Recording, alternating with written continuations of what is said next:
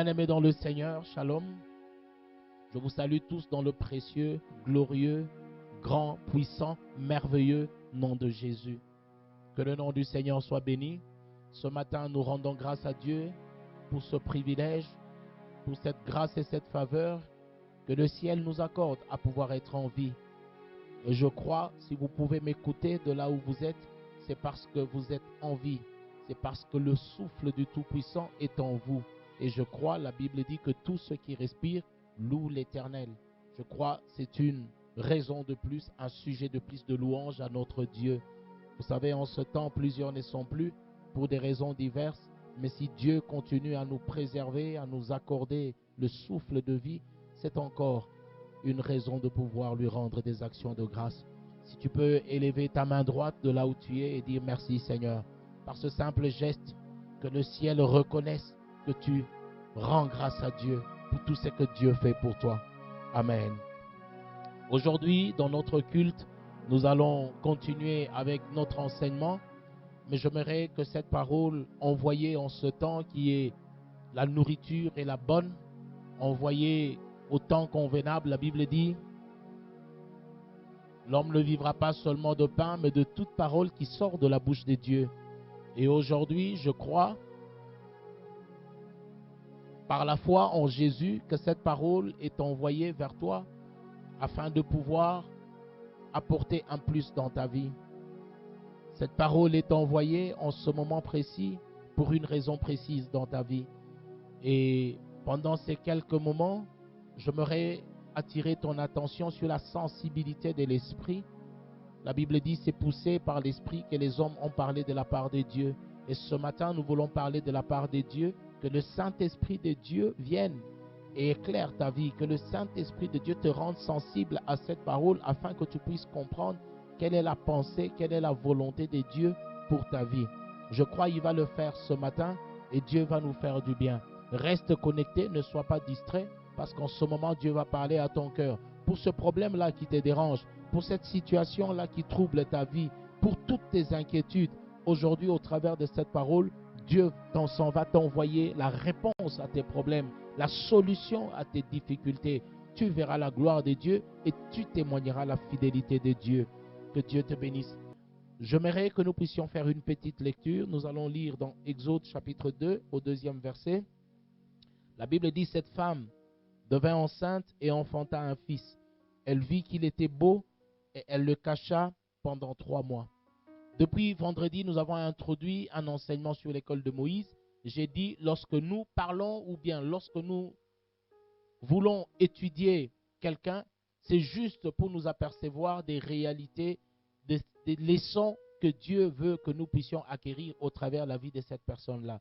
Et aujourd'hui, Dieu nous a emmenés à pouvoir étudier la vie de Moïse afin de pouvoir nous approcher de cet homme et savoir qu'est-ce que Dieu a fait par lui et par sa vie, qu'est-ce que nous pouvons apprendre, qu'est-ce que nous pouvons retenir, qu'est-ce que nous pouvons imiter par rapport à la vie de Moïse. C'est pourquoi le thème de notre enseignement est intitulé « À l'école de Moïse ». J'aimerais attirer ton attention. Vendredi, pour ceux qui ne nous ont pas suivis, j'ai parlé du décret de Pharaon. Pharaon qui était le roi en Égypte. Après avoir vu que le peuple d'Israël croissait en Égypte et qu'il devenait nombreux et puissant, alors Pharaon a donné cet ordre. Il a fait un décret pour dire tout garçon qui naîtra dans la maison des Hébreux sera tué, mais par contre les filles seront épargnées de la mort. Mais j'aimerais ici retenir une chose et même vous faire part de cette chose. Vous savez, lorsque Dieu a parlé à Abraham, son serviteur, il lui a dit ta postérité, ça veut dire ta descendance, va être réfugiée dans un pays lointain. Et dans ce pays-là, après 400 années ou 400 ans, je retirerai ta postérité de là afin de les faire entrer dans le pays que je te donnerai à toi. Mais cette parole-là, peut-être pour certains des Israélites en Égypte, ne pouvaient pas connaître cela, mais le diable, lui, savait que ces gens sont ici pour peu de temps. Et lorsqu'ils partiront d'ici, ils iront dans la terre que Dieu a promis à leur père Abraham. Et le diable, sachant cela, pouvait tout faire pour combattre que les Israélites ne quittent pas l'Égypte. Et c'est ce que le diable sait. Vous savez, il y a tellement de bénédictions qui sont liées et rattachées à nos vies. Et le diable le sait. Le diable le sait. C'est pourquoi le diable pouvait poser la question. Dieu pouvait poser la question au diable en lui disant, as-tu vu mon serviteur Job? Et le diable lui dit, mais c'est parce que tu l'as béni qu'il est intègre. Donc, le diable sait, lorsque nous sommes bénis, lorsqu'il y a des bénédictions qui sont rattachées à notre vie, le diable le sait. C'est pourquoi le diable, la Bible dit, malheur à vous terre, car le diable est descendu vers vous, animé d'une grande colère. La colère du diable, c'est vis-à-vis de toutes les choses que Dieu a préparées pour nous, de toutes les bénédictions que Dieu a préparées pour nous. Et le diable savait qu'après 400 ans, ces hommes ici doivent partir dans le pays que leur Dieu a promis à leur père Abraham. Et il n'aurait pas été d'accord. Pour le diable, il fallait que ce peuple reste en Égypte, que ce peuple continue à souffrir en Égypte, que ce peuple soit assévi par les Égyptiens. Mais dans la bonté de Dieu, la fidélité et la grandeur de Dieu, Dieu est fidèle. La Bible dit, il est derrière sa parole pour l'accomplir. Et lorsque Dieu dit une chose, il l'accomplit. Il dit, je ne suis pas un homme pour mentir, ni un fils de l'homme pour me repentir. Ce que je dis, je l'accomplirai. Je déclare sur la vie de quelqu'un que quels que soient les plans et les complots montés par tes ennemis, c'est que Dieu a déclaré sur ta vie, il va l'accomplir. C'est que Dieu a planifié, c'est que Dieu a dit sur toi, il ne manquera pas à le faire. Il va le faire parce qu'il est Dieu. Rien n'est impossible à Dieu. Rien ne peut s'opposer à Dieu. Il est souverain, il est grand, il est puissant. Il fait ce qu'il veut, comme il veut, quand il veut et avec qui il veut. C'est pourquoi dans ta vie, n'aie pas peur, ne crains pas. C'est que Dieu a dit, c'est que Dieu t'a dit. Toutes les promesses que Dieu t'a faites, il va le réaliser au nom de Jésus. C'est pourquoi même Pharaon ne pouvait pas être un blocage à la réalisation de la promesse de Dieu. Pourquoi? Parce que Dieu est tout puissant. Amen. Alors, comme le diable savait cela, il a tout fait pour que le peuple d'Israël ne puisse pas quitter l'Égypte. C'est pourquoi ce décret de Pharaon pour demander à ce qu'on tue tous les premiers-nés, c'était parce que le diable savait qu'il y avait un homme qui sera suscité et c'est cet homme-là qui va sortir Israël de l'Égypte. Mais comme il ne savait pas c'était qui et il ne pouvait pas savoir de quelle famille pouvait naître cet homme, alors il fallait qu'on tue tous les garçons. Comme ça, on sait que parmi tous les garçons, qu'ils naissent dans telle famille ou dans telle autre famille, ok, mais si c'est un garçon, il mourra. Oh là là. Je me rappelle un peu de l'histoire de Jésus aussi, lorsque Jésus est né. Hérode a envoyé les mages vers Jésus. Il leur dit, allez, rendez-vous évident de la naissance de cet enfant et revenez me rapporter ces nouvelles. La Bible dit, lorsque les mages sont partis, après avoir vu Jésus, Dieu leur a demandé de prendre un autre chemin. Ils sont partis. Hérode, dans sa colère, sachant que cet enfant était appelé roi et que Jésus était devenu une menace pour lui, qu'est-ce qu'il a fait? Il a fait un décret pour demander qu'on tue tous les premiers-nés. Mais j'aimerais dire à quelqu'un, même si on tue tous les hommes, toi tu ne mourras pas. Même si tout le monde tombait, toi tu ne tomberas pas. Pourquoi? Parce que toi tu as une mission à accomplir. Tu as quelque chose de précieux à faire. Dieu n'en a pas encore fini avec toi. C'est pourquoi tout le monde mourra, mais toi tu ne mourras pas. Tout le monde tombera, tout le monde pleurera, tout le monde succombera, mais cela ne t'atteindra pas dans le nom de Jésus. Pourquoi? Parce que sur ta vie, il y a une mission que tu dois accomplir. La Bible dit, il y a dans le cœur de l'homme beaucoup de projets, mais les desseins de l'Éternel prévaudront. Il y a beaucoup de projets, il y a beaucoup de choses qu'un homme peut monter dans son cœur, mais la volonté de Dieu, les desseins de l'Éternel ne manqueront pas à s'exécuter. C'est pourquoi sur ta vie, les desseins de l'Éternel s'accomplissent maintenant. Aucun moment, aucune circonstance ne saura bloquer l'accomplissement des desseins de l'Éternel dans ta vie, dans le nom de Jésus. Celui qui te bloque va se retrouver bloqué lui-même. Celui qui essaye de monter des complots contre toi va se retrouver lui-même dans son filet au nom de Jésus. Pourquoi? Parce que sur ta vie, il y a une promesse. Nous sommes des élus de Dieu. Sur nous, sur chacun d'entre nous, il y a une promesse de Dieu. N'aie pas peur. N'aie pas peur. Dieu ne manquera pas d'accomplir ce qu'il a dit pour ta vie. Alors, même quand on a tué tous les petits garçons, Jésus n'est pas mort. Pourquoi? Parce que Jésus avait une mission à accomplir. Amen. Alors, cet enfant qui va naître, la Bible dit sa mère regarde l'enfant et trouve que l'enfant était beau. Et elle avait du mal à livrer cet enfant parce que l'enfant était beau. La Bible dit elle cacha l'enfant. Parce que si les Égyptiens apprenaient qu'il y avait un enfant, tout de suite, les Égyptiens allaient tuer cet enfant. La Bible dit elle a caché l'enfant. Mais ce qui importe pour moi ce matin, c'est la beauté. La Bible dit sa mère vit qu'il était beau. Il était beau. Cette femme devint enceinte et enfantant un fils. Elle vit qu'il était beau. Elle vit qu'il était beau et le cacha pendant 3 mois. Vous savez, la beauté est une qualité. Et cette qualité, Dieu aime des hommes beaux. Il aime des femmes. Quand je dis des hommes, c'est en général des hommes et des femmes beaux, et des hommes beaux et des femmes belles. Je vois dans la parole de Dieu beaucoup de personnes que Dieu a utilisées. Très souvent, c'était des hommes beaux. Vous savez, lorsque on parle de quelqu'un dans la Bible et qu'on donne les caractéristiques, la Bible dit toute écriture est inspirée de Dieu et elle est utile. Toute écriture, ça veut dire même lorsque on donne les qualificatifs, même lorsque on décrit la personne, c'est pour un objectif, c'est pour un but précis. Je vois un homme comme Joseph. La Bible dit qu'il était beau. Alléluia. On ne parle pas de ses frères, mais en parlant de Joseph, on donne cette précision. On dit qu'il était beau. Voyant un homme comme Moïse, la Bible dit, sa mère vit qu'il était beau. Alléluia. On nous donne un autre comme David. La Bible dit, David était beau des figures. Alléluia. C'était un petit garçon, mais la Bible dit, il était beau des figures. On donne des caractéristiques. Amen. Vous savez, ce n'est pas pour rien. Et la grande partie des hommes que Dieu a utilisés, très souvent, c'était des hommes beaux. Mais dans cette beauté ici, j'aimerais la classifier en deux parties. Il y a la beauté au niveau de la taille, mais il y a la beauté au niveau de la figure. On peut être beau de taille, mais beau de figure aussi. Amen. On parle de Saül. On dit que Saül était beau de taille. Pourquoi? Parce que Saül, c'était le premier roi d'Israël. Et lorsque la Bible décrit Saül, on dit qu'il était beau de taille. Ça veut dire qu'il avait une belle taille. Amen. Mais lorsque on décrit David, on dit que David était beau de figure. Amen. Et on distingue les deux beautés. Mais aussi dans les deux beautés, je ressors maintenant au niveau spirituel d'avoir des beautés physiques et des beautés spirituelles. Amen. On peut avoir une beauté physique et une beauté spirituelle. La beauté physique, c'est au niveau du corps, mais la beauté spirituelle, c'est au niveau du cœur. Je parle du corps et du cœur. Amen.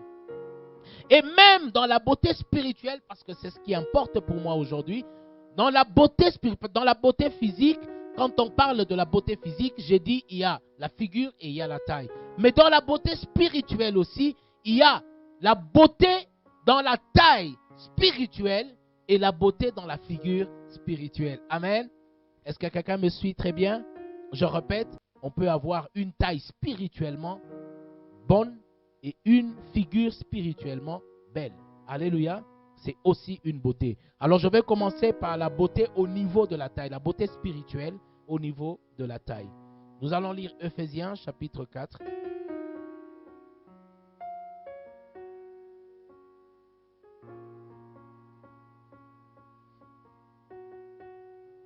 Ephésiens chapitre 4.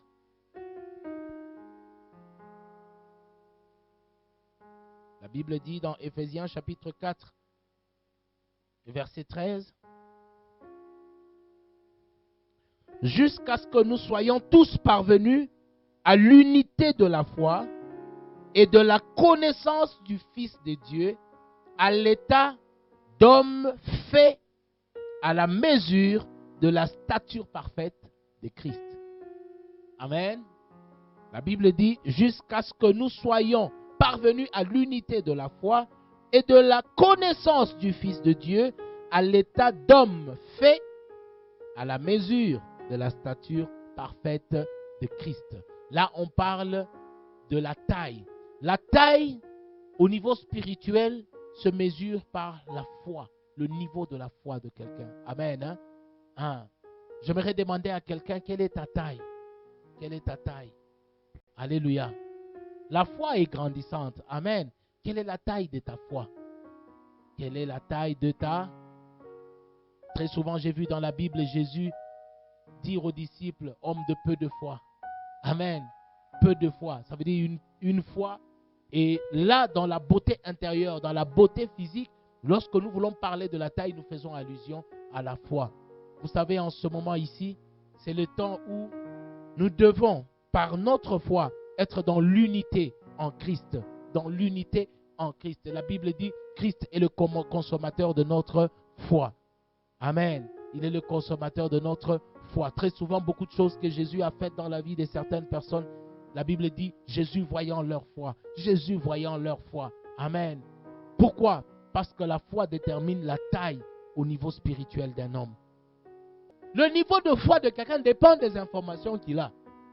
Et je veux dire à quelqu'un, ton niveau de foi dépend des informations que tu as sur Dieu. Si Dieu est grand pour toi, ta foi sera grande en Dieu.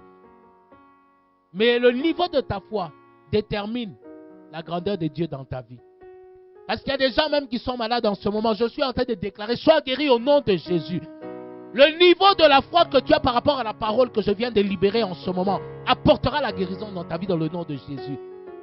Si tu crois que Jésus est mort et qu'il est ressuscité d'entre les morts et qu'il vit à la droite du Père et que par ses meurtrissures, nous avons été guéris, reçois la guérison au nom de Jésus. Si tu crois à cette parole, qu'elle prenne effet maintenant au nom de Jésus.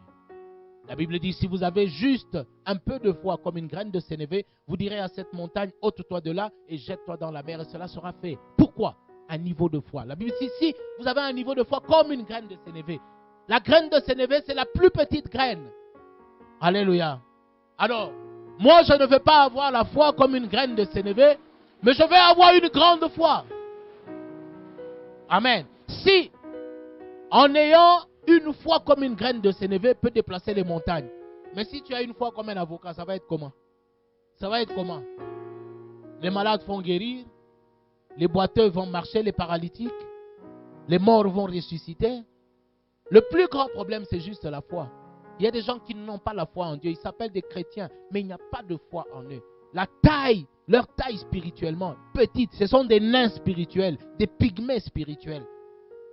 Dieu veut que nous puissions atteindre la mesure, la Bible dit la mesure de la stature parfaite de Christ.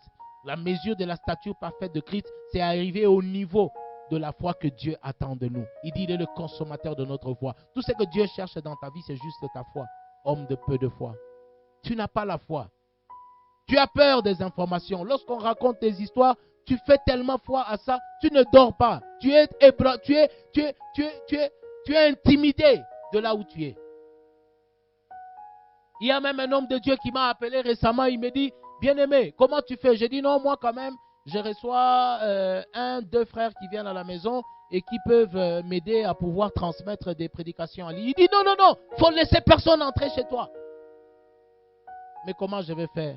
Cet évangile, je ne peux pas vous faire parvenir seul. Il faut que quelqu'un soit devant moi pour prendre des images. Il faut que le son, il faut ceci, cela.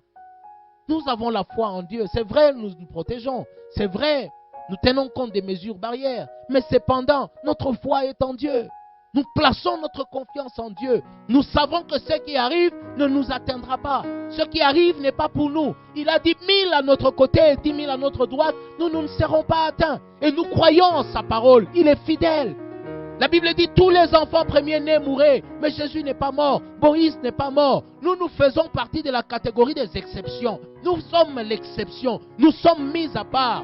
La Bible dit l'ange de l'Éternel campe autour de ceux qui les craignent. Nous marchons dans la crainte de Dieu et le ministère des anges est décrété en notre faveur.